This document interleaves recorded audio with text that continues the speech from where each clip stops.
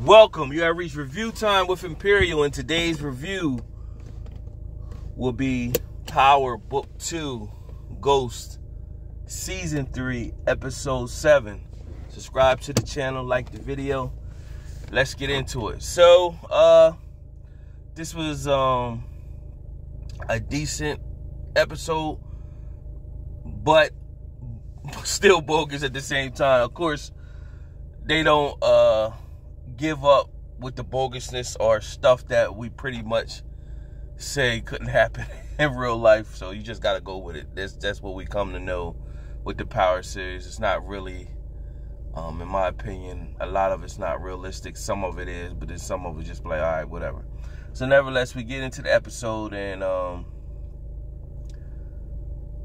it starts off with the Russians coming down on the operation, Noma's operation with Tariq and the Tejadas, and they're just shooting, killing, having war. So they got to pull stuff off the street. So this episode is about how do we get the Russians to back off. So they come up with the plan. Well, Monet, and so this is another thing that is, you got Monet. They trying to have Monet as like she the queen pin. So she's in front of everybody now, and she's giving the direction. And Tariq is bothered. He just off to himself. And of course, Kane is consistently taking shots. Pretty much said he's upset because we killed his snitch wire wearing girl or whatever. So they didn't have no plans, no options. So Monet kicked everybody out. She kicked everybody out so that she could talk to Tariq. She pretty much told Tariq that you should be thanking the person that killed her for you or whatever, because it's not on you or whatever. So she told him, you the thinker and I need you to think. So then he thought, put the play in motion to give up, find out when the next Russian shipment and where it's going to be, get the information to Tate, so Tate will help his campaign, showing that he's getting drugs off the street, all the while putting a stranglehold on the Russians. So that worked. So then what you also had is that you had Kai, who showed up at the repassing for Lorenzo. Monet's gonna use him. We seen that coming. So Drew comes home one day and Kai is there with Monet, and Monet's pretty much said we need to have him as an ally. So she's setting up the play. So later in the episode, she meets with Kai at his club and telling Kai, you know, I've been holding it down with Lorenzo while he was in jail. But as soon as he got out, he just kicked me to the curb. And then Kai was like, that's his loss. So he know Kai is, she knows Kai like is really into her. So the play she put in motion is told Drew to keep the lookout outside. They told Kane to stand by.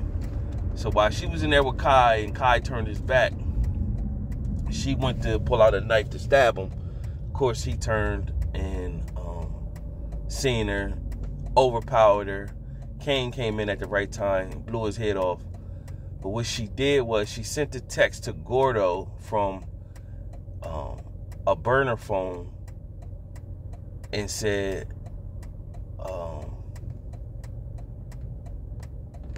with the message about Lorenzo, with the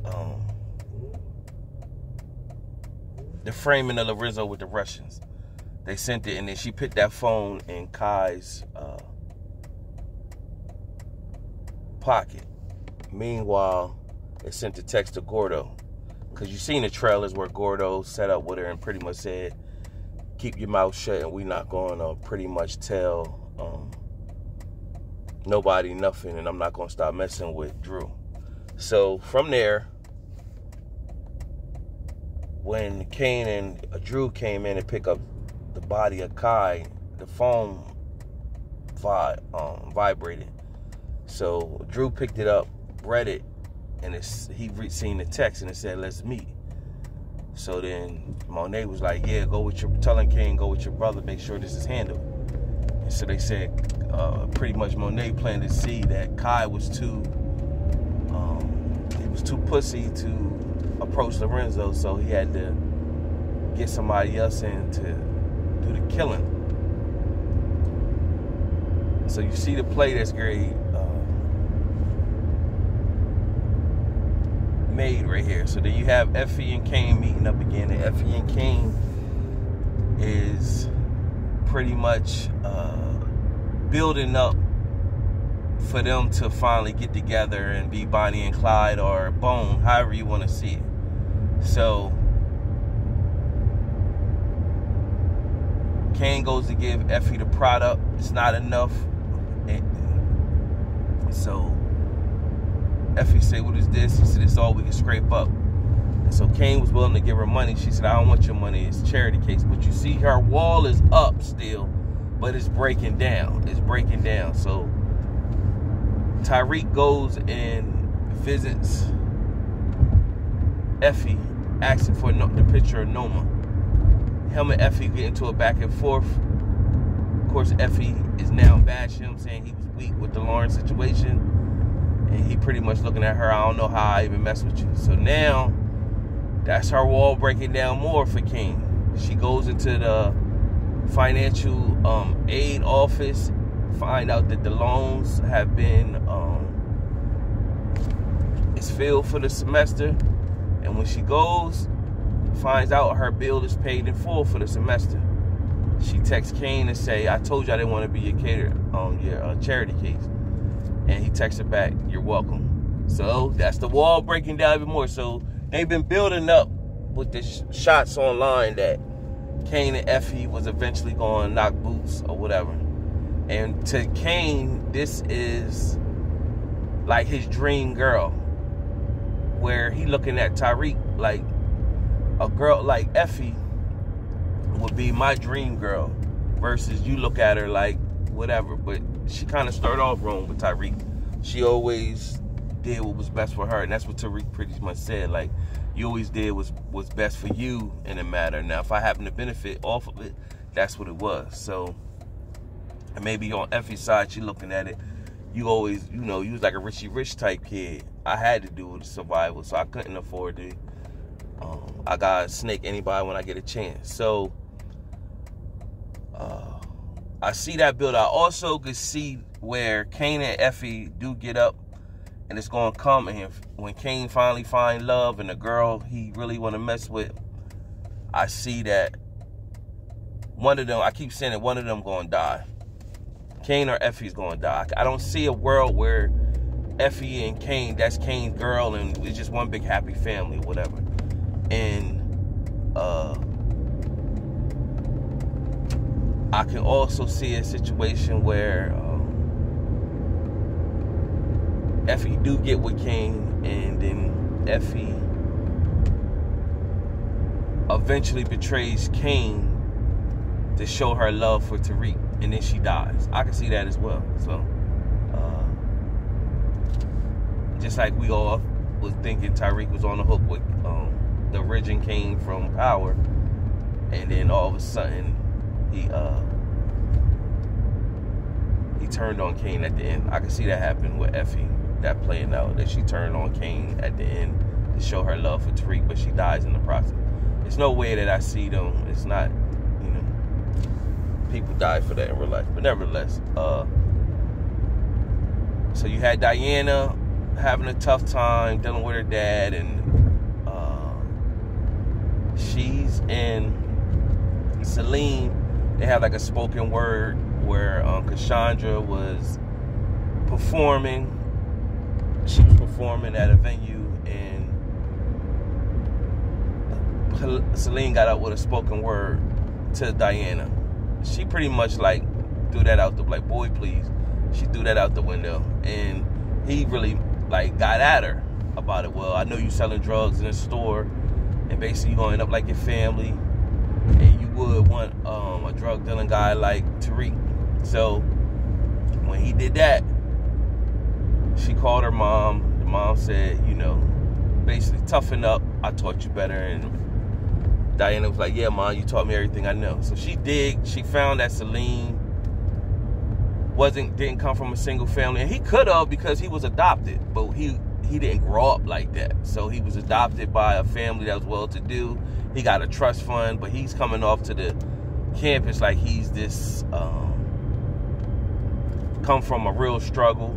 But his struggle could be mental, you know, coming from adoption and stuff like that. But nevertheless, she pretty much told him if he wants his secret to be kept safe, he needs to keep her secret about her selling drugs at the bookstore. Also, she needs a raise because he doesn't need the money with the trust fund he has. So she did her homework. So she's skilled in that area. So that was the bulk of Diana's episode, exposing Celine. Then you had Braden. Braden all episode kept working on, looking at numbers, following different people. He's seen as a strutter at the basement of the company. He uncovers that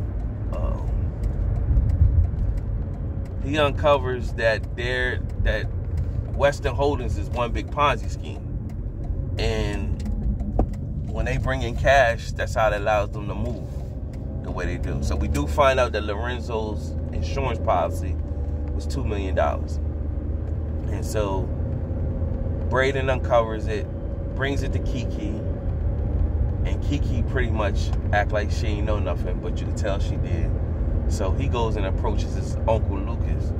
So Uncle Lucas confessed and said, I was happy when you did that thing at Stanfield. Basically saying you could be part of the team. Basically told Braden, keep his mouth shut. Kiki walked in and played like she didn't know anything. And Lucas was pretty much like, he already knows, you don't got to keep with the act. And so Braden felt Kiki used him just to find out the information he know. Of course, Uncle Lucas knows about the other drugs he's running with the coffee and also the bogus crypto coin that they're using. So he's all with that, and he pretty much told Braden, if you don't keep your mouth shut, you'll end up in jail. My jail time will be better than yours, of course. And so Braden feels, I don't think he cared about his Uncle Luke. He felt betrayed by Kiki, that he thought Kiki really liked him, and she did partially, but she was playing a game.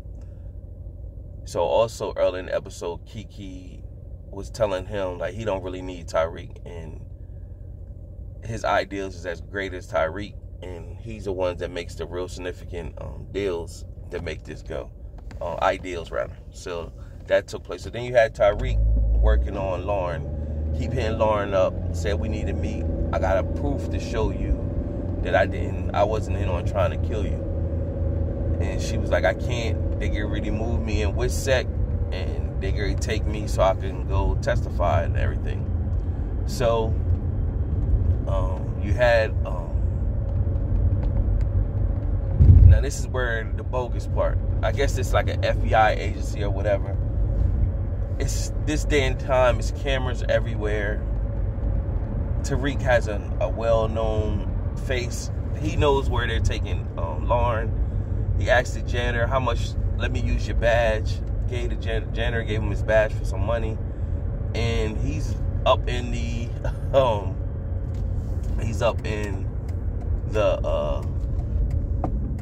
FBI agency where they're taking Lauren. So that's where it gets bogus. Like, are you serious? Like he in there with his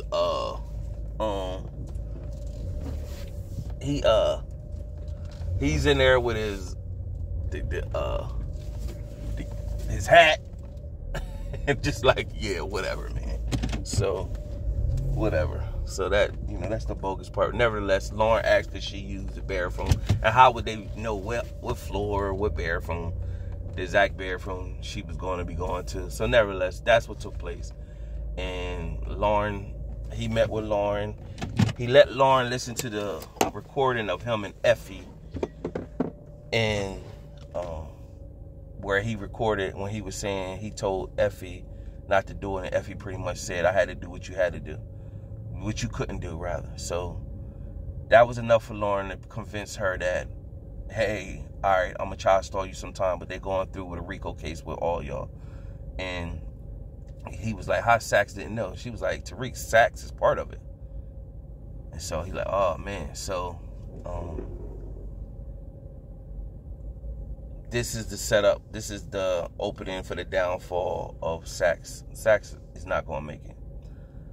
So we had that happen. Tariq took place.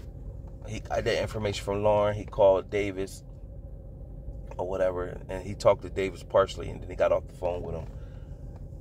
And that was pretty much the episode. I probably missed something. One more last thing that I thought something happened. Oh yeah, the last scene was the Tejadas met up for dinner, and when they was about to eat, the DEA came in with Jenny and Blanco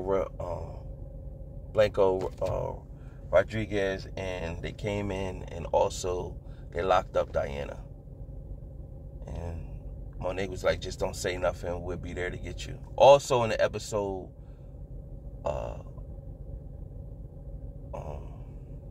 Angela's from the original series Power, her nephew, he's a FBI agent now, and he went undercover, and he found in the coffee, some of the drugs from that Tariq and them be putting in the coffee, and pretty much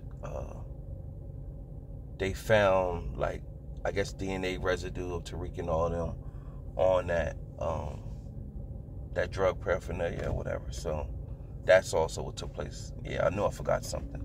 Other than that, decent episode, just to push through 3 episodes less for the season. Subscribe to the channel, like the video. Till next time.